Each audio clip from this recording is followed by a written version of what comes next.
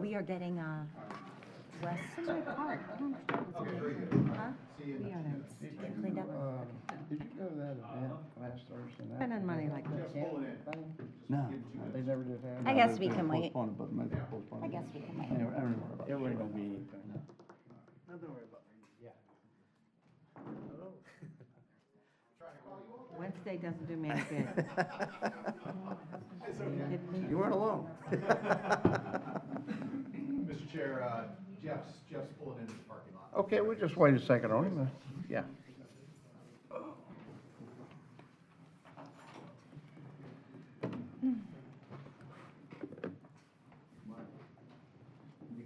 Nikki's on.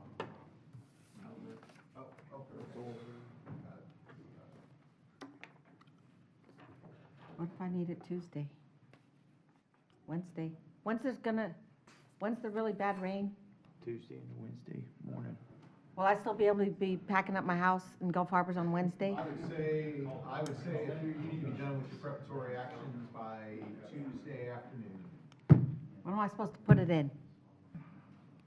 All right, I'll cancel this. Doesn't do me any good on Wednesday. Cancel this. I like that picture. Wish it was No, it does not look somewhere else. Not trying to read.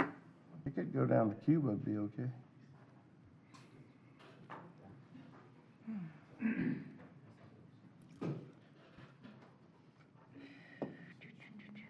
says tomorrow.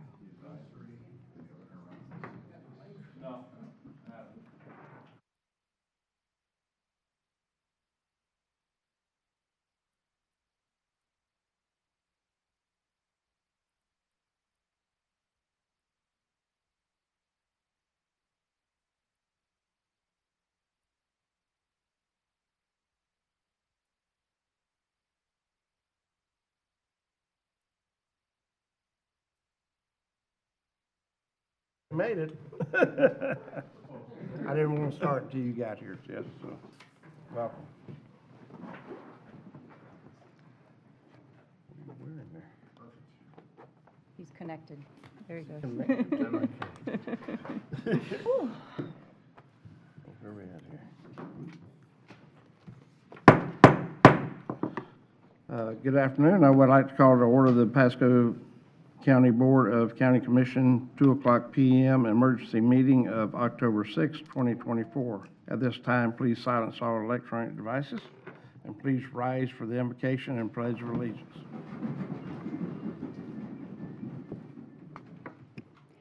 O merciful Creator, your hand is open wide to satisfy the needs of every living creature. Make us thankful for your loving providence, and grant that we, remembering the account that we must one day give, may be faithful stewards of your good gifts. Amen. Amen.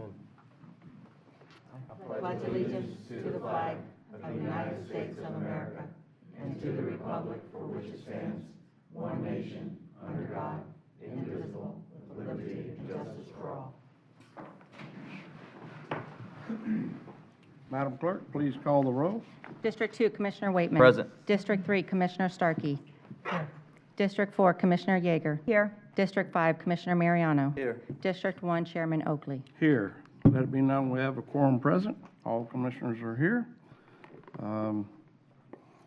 This afternoon, we are here to discuss the board's coordination of declaring local state of emergency. Okay, Mr. Fossa?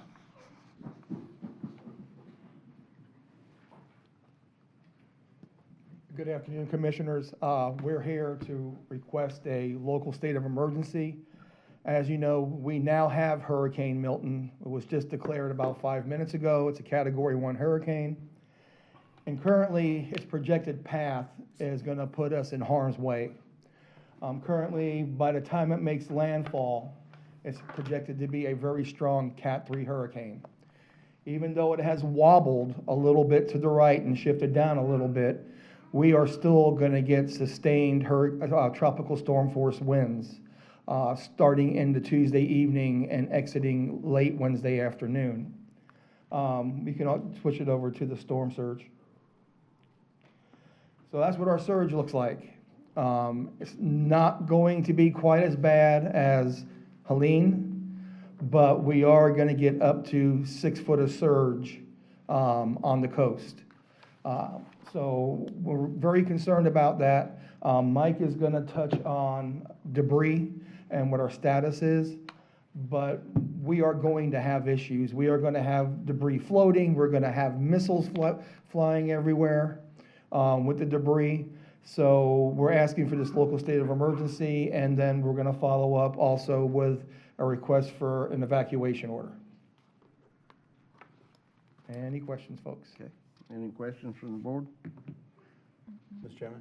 Yes, sir. So if you would, just for people to understand, the storm surge we just had, let's compare that to Adalia, just to give people perspective, like how important it is to evacuate. So it's extremely important to evacuate. We preach that through Helene, we preach that through Idalia. When we issue an evacuation order for surge, it's not because we're doing it to save people's lives.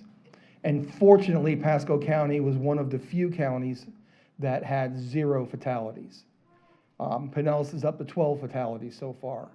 When we issue these orders, we want the citizens of Pasco County to heed the warning and evacuate. And you don't have to evacuate hundreds of miles, go tens of miles, go to a hotel, go to a shelter. We keep these shelters open for these reasons. And if the citizens that we plucked out, we did over 200 water rescues for Helene. And I was out there for some of them, and it's horrific to see that sight. But when we issue that order, please listen to us. We're not doing it just to get people to move. We are doing it to save lives. So And I know But the storm surge during Helene was what? we measured areas. The official one is about 12 feet, but we had a couple of instances that we had up to 15 feet. And that was mainly in the very low-lying areas. So sorry? And Idalia, we had 7 foot. So houses that were impacted this time, but Helene got 5-6 foot of water in their houses. Idalia, they were getting 3 or 4 foot. The surge is going to be the same for Milton that it was with Idalia. Okay. So we're going to get impacted. So I want to say that there's a lot of good things going on out there. Kathy's team is right now working to evacuate, I think, 4 trailer parks right now, which is good. And I think this storm is like going to be so much more dangerous because of all the debris that's floating around. Yeah. That's not going to get picked up, and there will be some of that. Well, If we'll- you're trying to we'll be get flying around, stop floating Well, around. that's what I mean. yeah. So if you're trying to get rescued or you're trying to escape and you get debris flying around with the high winds, it is so dangerous right now that you really need, everybody needs to just get out, get safe. We've got great recovery centers for people to go. It's important that they go there. And the citizens also need to remember, with all this debris on the ground right now, first responders are not going to be able to navigate those roads because it's going to damage their vehicle and put them in harm's way also. Okay. Any other discussion? I'll just say in Gulf Harbors, we understand there's only one road in and one way in and out. So we are working very hard today to clear that road, to be sure that people can evacuate. So you're going to be inconvenienced maybe by one-way traffic or stop-and-go traffic, but it is just paramount that we keep that, at least that road, clear so people can get out and get back in. All right. Mr. Chairman, if I could too? Okay. I just want to say, I just saw John Batista in the back there. This guy's been working like crazy, doing a phenomenal job. Kevin Flisco doing a phenomenal job. Branford, your team is like doing great. We were on the phone last night from 8, 9 o'clock, 10 o'clock at night, talking about how we can get some things going on out there, and I'll tell you, it's happening. So thank you guys for the great work you're doing. Mr. Chair? Okay. let's start. Did we start using any front loaders in our own trucks, or is that something that we can't do? We have, Not grappling, some of our beach trucks or other kind of trucks that we have. I just trying to think of everything we could get to be used. We have not yet. We have grapple trucks, we have dump trucks, we have roll-off trucks, teams of people going out, more so north. We have the contractors in the south, well, your area, Gulf Harbors and that area in there. We need your name for the record, too. John Batista, Operations Director. But how are you getting the debris in the roll-off truck? With pickers, Oh, with the grappling? yeah, grapples, yes. So using a payloader doesn't help? With the traffic, it's impossible. We've Much room. we've talked about that with the last couple of days. If we have now started to come in and clear streets with the aid of the Sheriff's Department, so that will be a huge help. We have a lot of people coming in starting tomorrow. We have haulers, commercial haulers coming in throughout the entire, and Commissioner Yeager made some calls, thank you. yeah. They called me and said, yeah. But do they have grappling hooks, or how are they picking up? It's gonna be three-man teams, so they'll actually be residential trucks coming in, 2 men on the back, taking as much as they can, compacting them and going back and forth. We'll Oh, probably have wow. 30 to 35. Back-breaking work right there. Is, but we want to get the garbage or the debris, the storm debris off the roads. So Monday, are we gonna have regular garbage pickup, and you can fill your garbage cans, like, with So- stuff as much as possible? So what we have going on Monday and Tuesday, it's gonna be regular garbage service on the east side of 19. On the west side, it's gonna be all storm debris. We're sending every. Oh, no garbage? No, no garbage on. So don't load those blue garbage cans? No. I already got mine pulled out to the street, but, okay. We'll take care of it. Well, if you don't have that truck that lifts it up and puts it in, then what? It's not gonna be, it won't be, They won't do it. Corrado trucks there. It'll be all rear load trucks coming in there. So are we letting the residents know not to fill those and put them out by the street? We have PIO putting that out now, so. Okay, well, Okay. All I have right. a comment. I just have a comment. Thank you. One, I want to say thank you to Kathy, who I have on speed dial. Her and her team have been amazing, and JP and JJ. Thank you, and Branford. I know I'm totally blowing you up, and you guys are always answering, so I appreciate that. And just a shout out to our community, because we put a call out there and they answered the call. And it's just really awesome to see our community come together and everybody helping everybody. And it's just been a huge movement. So I'm just really proud to be living in Pasco County. well, I got to add to JP and Branford, because or is it JJ? Who was I lighting up yesterday? Sorry about that. Who's prepared? But, yeah, thank you so much. I mean, we didn't have any trucks in Gulf Harbor, like, barely for a week. So they answered the call yesterday, and I got a text this morning, 3 trucks in Gulf Harbor. So they are so happy, and I'm very grateful to you guys for jumping on that and helping out. So thank you. We also have a bunch of local haulers as well. You added some. didn't you? Mariano, Yeah. Mr. Yeager, and you as well have gathered those, Yeah. and so we're working with them as well. We'll have plenty of those on the street starting tomorrow. And it's important for today. them that you want them to get weighed, right? I mean, they've got to go to Hague. Yes, that's They've got- why the delay is now. Yes. Because we're You wanna weighing speak on that? everything. We're weighing everything coming across the scale, so that's why you're seeing, they have to be a little patient there, because Yeah. we gotta capture that. Hopefully, we'll get our FEMA money, so we have to weigh it. That's why there's a delay. My adjuster who came to my house yesterday for my flood insurance asked if our FEMA 60-day deadline had been waived. And that's what I was asking you, Andy, and I don't know if I asked it right. And I don't know who waives that, and that's for getting I think that's for getting your damage reports in individually, It has to waive the 60-day rule. okay? From what I saw, I'm not 100% sure, they're supposed to be open till December 2nd. That's the deadline that I saw on the table. So I will go back and research it, and I will definitely get you an answer. Okay, and we were gonna have that FEMA workshop Monday night, but we didn't, so I have a question. I'm a little nervous to ask this question, but I was able to have my adjuster there yesterday, and they documented my damage, and that is a Helene damage. And now we have Milton. So if you have damage from Milton, that's a whole different, That's a whole different declaration. And then, so what do our citizens do if they have damage from Milton?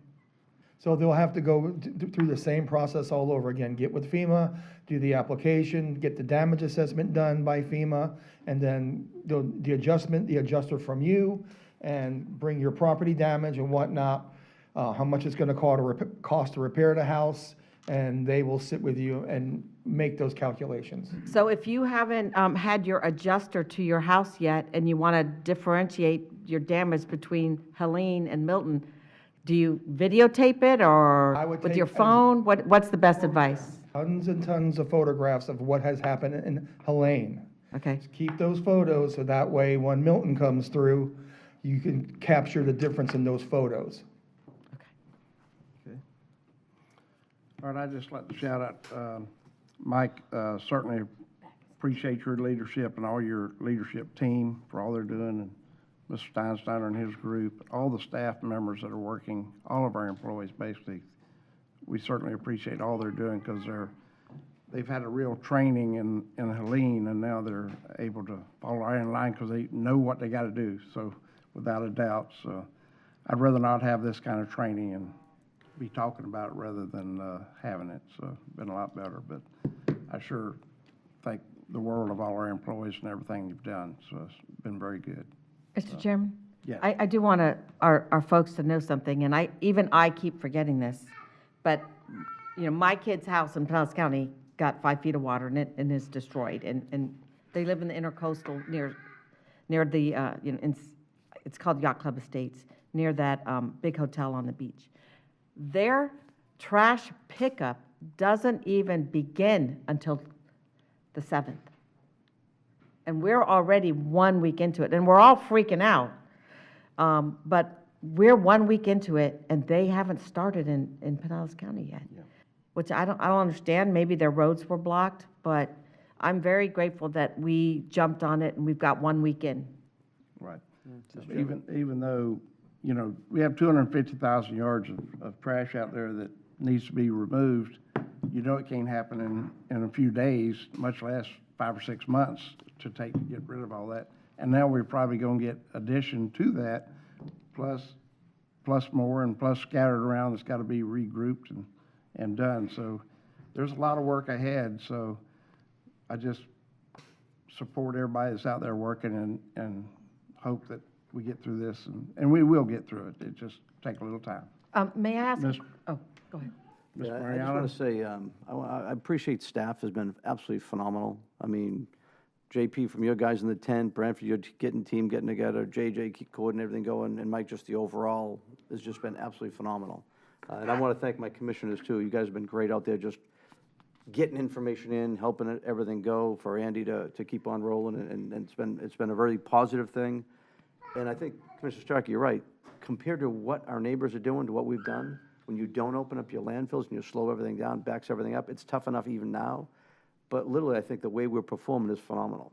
I want to tell you what I'm doing right now over in Leisure Beach, and I'm trying to get even up to the others as well, called Coastal Landfill, and they were able to get a bunch of dumpsters. Now, Leisure Beach has got a wide open area. We can put dumpsters right in the street going on through, in the bike lanes, whatever.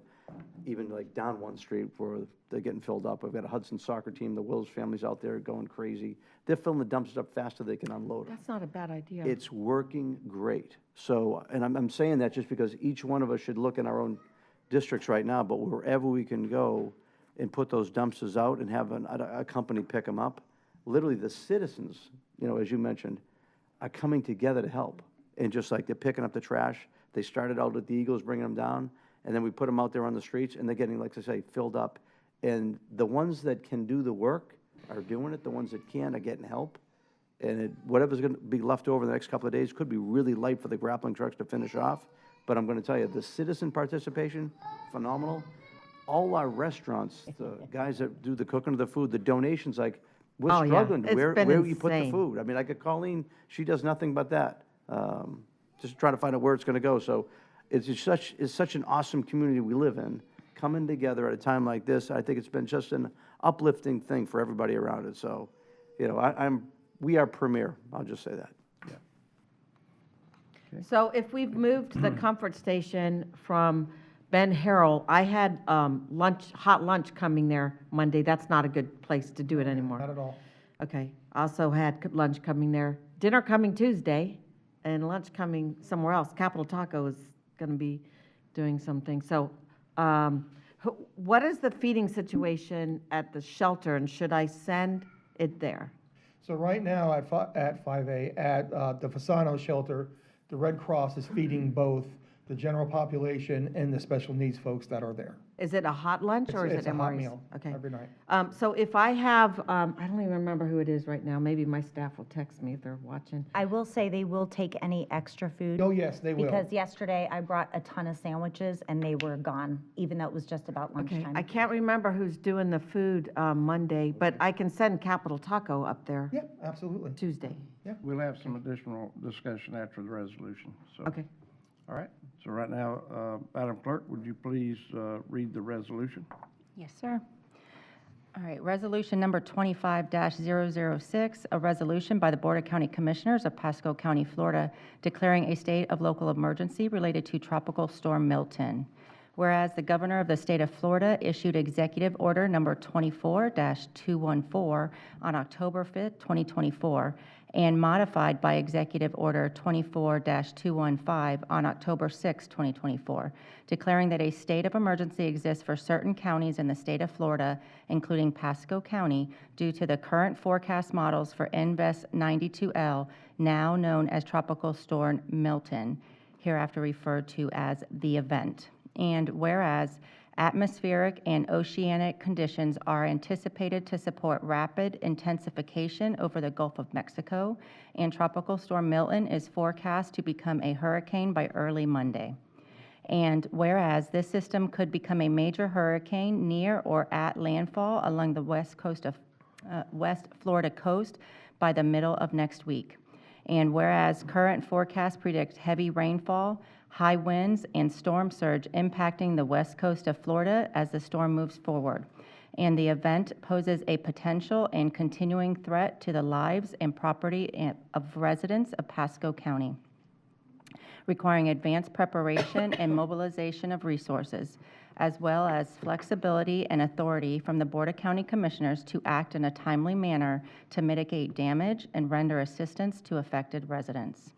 And whereas Chapter 252 Florida statutes provides authority for political subdivisions such as Pasco County to declare a state of local emergency and to waive the procedures and formalities otherwise required of political subdivisions by law pertaining to, 1, performance of public work and taking whatever action is necessary to ensure the health, safety, and welfare of the community, and 2, entering into contracts, and 3, incurring obligations, and 4, employment of permanent and temporary workers, and 5, utilization of volunteer workers, and 6, rental of equipment, and 7, acquisition and distribution with or without compensation of supplies, materials, and facilities, and 8, the transfer, amendment, appropriation, and/or expenditure of public funds.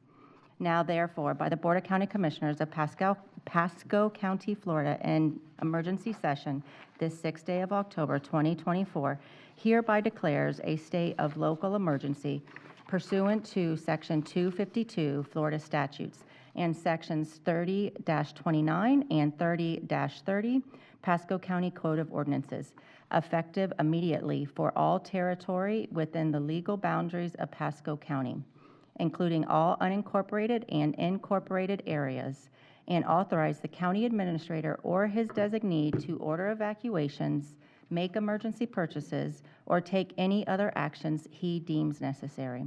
This state of local emergency shall be effective upon enactment and shall remain in effect for a 7-day period thereafter, unless otherwise rescinded or extended as provided by law. Further, to the extent allowed by law, this declaration retroactively applies to ratify expenditures made and actions taken prior to the effective date of this LSE by county staff in connection with preparations and anticipation of the event. Be it further resolved by it is expressly authorized that the county administrator or the emergency management director are each delegated the authority to, 1, extend this initial declaration of a local state of emergency as many times as necessary, and 2, dissolve this local state of emergency or any extensions thereof in the event no longer poses a threat to the lives and/or property of Pasco County residents or to public property. This delegation of authority to the county administrator and/or the emergency management director to extend or dissolve this local state of emergency does not require further board action by this board and is granted whether or not a quorum of the board is able to meet. The procedures set out in sections 30-29 and 30-30 of the Pasco County Code that may be interpreted to be in conflict with this grant of authority are hereby waived. Be it further resolved by the Board of County Commissioners that it is the intent of this board that given the possibility that episodic rainfall or high winds may result in only localized damage or flooding, that the county administrator or his designee shall have the flexibility to institute, modify, amend, terminate, or reinstate evacuation orders as conditions and affected areas change, and without further action by this board. Be it further resolved by the Board of County Commissioners that it is the intent of this board that to the extent the county administrator has already expended public funds in preparing for the event, all such actions are hereby ratified and approved. Be it further resolved that the Board of County Commissioners desires to facilitate the cleanup of debris on private property by those residents affected by wind, rainfall, and/or flooding, and therefore this board directs that the cost of debris disposal, tipping fees otherwise charged to residents for debris disposal related to this event shall be paid from the general fund rather than by the affected residents. Be it further resolved by the Board of County Commissioners that said board hereby exercises its authority and waives the procedures and formalities required by law of a political subdivision as provided in Chapter 252 Florida Statutes and Sections 30-29 and 30-30 Pasco County Code of Ordinances. Done and resolved on the 6th day of October, 2024. Move to approve? Second? Mr. Chairman. In a second. It will fix the first, be it further resolved, it should have said by the Board of County Commissioners. Oh, so I read correctly. You read it good. correctly, and I noticed that we had left out the Board of County Commissioners there, so we'll insert that. Okay, all right, Thank you. all right. So I've taken a properly moved motion and a second. Madam Clerk, would you please read the roll? Yes, District Call the 2, roll. Commissioner Waitman. Aye. District 3, Commissioner Starkey. Aye. District 4, Commissioner Yeager. Aye. District 5, Commissioner Mariano. Aye. District 1, Chairman Oakley. Aye. Let it be known that the vote passed 5-0. Okay, with that, we're adjourned. Oh, no. No. Motion? Yeah, excuse me. Yeah. I would like the board to take up the matter of the board meeting on Okay. Tuesday. That's what I was going to do, yeah. That's not on my script. Sorry about that, yeah. We would just move Tuesday's business to the second meeting in October. Thank you. What month is it? Into October and make necessary adjustments for the land use items to be heard, at their appropriate locations. Okay, Make motion on county administrator's recommendation. Second? all right, got a motion and a second. All those in favor? Aye. Aye. Aye. Motion passed 5-0. Any further action? Yeah, I have a question on, how many meals would be appropriate for Fasano for Tuesday? Quick math, I would say Andy? about 100. Okay. Thanks. I would say about 100. Between staff and clientele there, 100 should be adequate. Okay. It is going to be Tex-Mex, rice and beans, chicken and pork, and all the toppings. I'll be there for lunch too. Mr. Chairman? Okay, yes, sir. I set that as ended first, though. Yeah, just Okay. to piggyback on the meal conversation, I have pretty large concerns with the period of time that schools are being closed and all the kids that aren't getting, breakfast and lunch throughout the day. I don't know if there's anything that can be done or the school system might be willing to do, but, when the closing of schools happen, there's a lot of kids that rely on those two meals, Monday through Friday, and probably a low likelihood that they eat again until that next Monday. So I don't know if there's anything that we can do or learn from when these weather events happen, that we find a way to at least ensure meals are available to kids across this county, not just the impacted areas, because, these declarations impact everyone. So just a general thought. Thank you. That's a good question. And do the school districts handle a food distribution? No. No. So can we get Feeding Tampa Bay or one of those groups to do something at the schools where the parents can go get some food? And I can talk to our volunteer services, representative in the EOC as well as the school board, but, there's the logistics of where these folks are and where those sites would be. To the commissioner's point, it is something that is often understated in these decisions, and, and pretty much those kids will go without those meals, Well, as a simple fact of that. I have no doubt that this county would step up, and if the school districts would have someone, if there's some way that they can have someone there for donated food. I drive a carload of food to one of the schools, so. Yeah, it's a big operation. The fact of it is, kids are all scattered out, and they may have left town even. I just have one comment that a lot of our schools have the Pack-a-Sack program, so when we know there's going to be a storm or something like that, we send extra food home with those kids Okay. with that program. And on the east side, it's called something else. It's not called Pack-a-Sack, but you do have it on the east side. Okay, Mr. Chairman? yes, sir. Just want to clarify, the Hudson, the Fasano shelter is now going to be closed as of tomorrow except for special needs, is that correct? Yes. They're moving everybody to. So correct. The Yep. general pop folks will be moved to 5A high school, and then Fasano will become solely a special needs shelter. Okay. And what other schools are we using for shelters? So we're using 5A, River Ridge, Centennial, Wesley Chapel, and then Fasano for special needs. Sorry, is that Okay. where I should send Capital Tacos, or should I send them to one of the other shelters? If anything, I would send them to the Fasano, I because agree those with residents will be there pretty much till late in the afternoon until we're able to get them bussed I over. just don't want them all leaving when they're setting No, it up. won't happen first thing in the I don't morning. wanna waste 100 meals, so. So if you get them there at lunchtime No, they're coming for dinner. for dinner, I would send them to 5A. Okay, I'll change it. Chairman?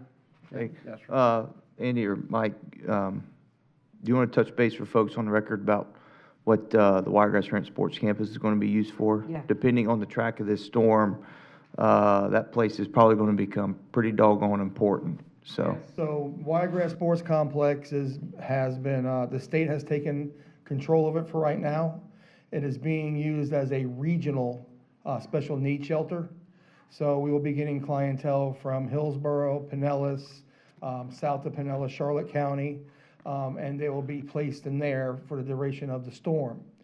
Now, our special needs clients will also be able to get in there, but there's only going to be the ones that are bedbound and ambulance-driven that can get in there. Unfortunately, they don't have a reception center in there to register people, so those folks right now are still going to have to go to the Fasano And shelter. Andy, are all the hospitals in that area, are they notified that what that facility is going to be used for? Yes, yeah, They could be Barb. taking patients potentially? Yes, yes, Okay. sir. I have one question, and then, where are we on the pallet homes?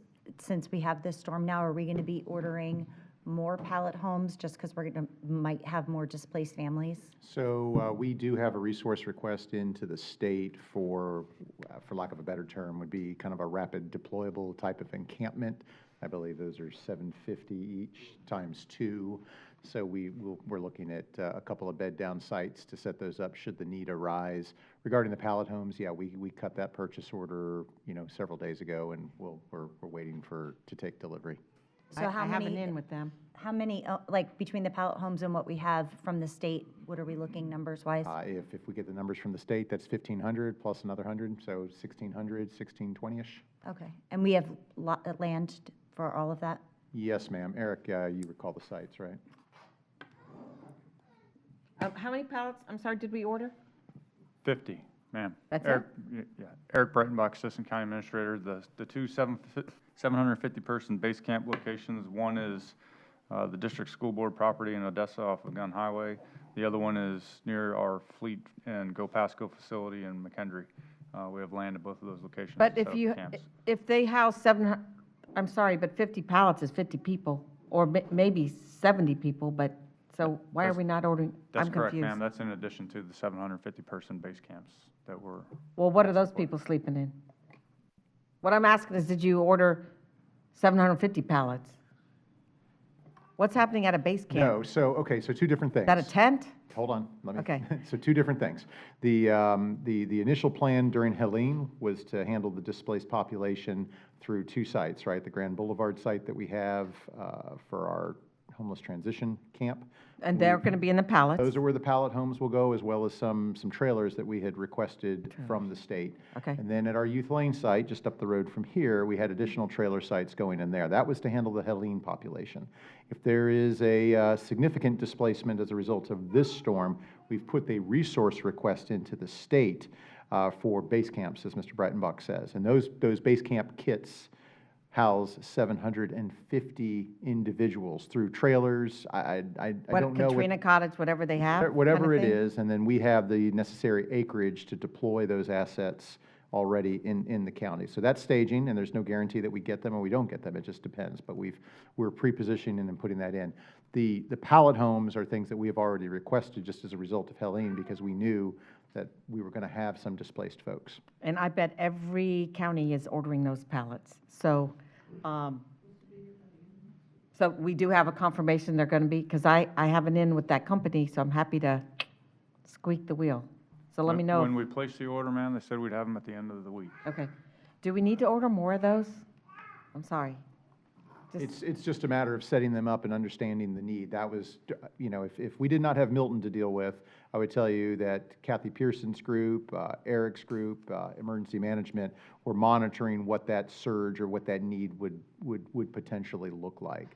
That plan's kind of out the window at this point in time, and so we're preparing for more mass sheltering should the storm maintain the track that it comes through. Okay, so we order the pallet. Is that just the physical box that you put in place? What about the AC, the bed, the chair? So yeah, they're all self-contained units, and in fact, if we were going to have a Tuesday board meeting, I had planned to show you where we were with those plans. Our public works, our utilities folks, our facilities folks are doing site prep work.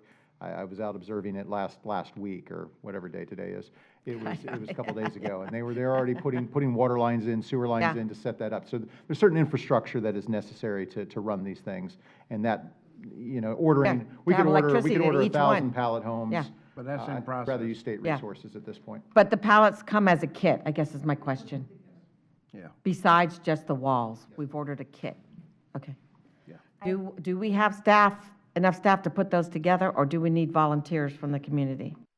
I'll ask Kathy Pearson to come up and talk. And we're into your 2:30 call, is that okay? Kathy Pearson, Assistant County Administrator, Public Services. So yes, the pallet companies put those together. Oh, So they'll have electric, all of that in there. And I will tell you, these same pallet companies that we used were used in Catholic Charities down in Tampa, out there, Tampa Hope and Pasco Hope for the Hurricane Helene. They didn't budge. yeah, they're They never hurricane-proof, moved. So yeah. They do sustain, I think, 170-mile wind, so. I might need one. Hold on, stay right there. Come here. All right, I just want to say, with Kathy's help and her amazing leadership, it doesn't matter what time it is, combined with our staff, we help save 4 lives, Yes, we did. which is pretty amazing. So I want to thank you from the bottom of my heart for just answering the call and helping and working alongside us, because it's pretty amazing where these people could have been, where they're at right now. So thank you. for your passion out there. Thank you. Mr. Chairman, Yes, sir. quick question for Andy, too. Sandbag locations, goodies, Oh, yeah. sandbag locations and goodies, are they going to be out there? Yeah, sandbag locations are all set up. There's 4 of them right now. There is, well, actually 5 of them now. There is the, I just call it Maggie Valley, Vets Park, Station 29 on the east side. We put one, where else? What was the other one?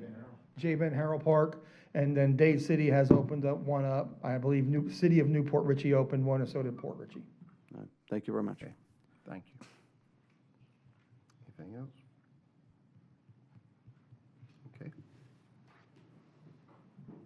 adjourned. But are we going to do the call right here? You've had the call. Yeah, what are they doing? What? They're on the call.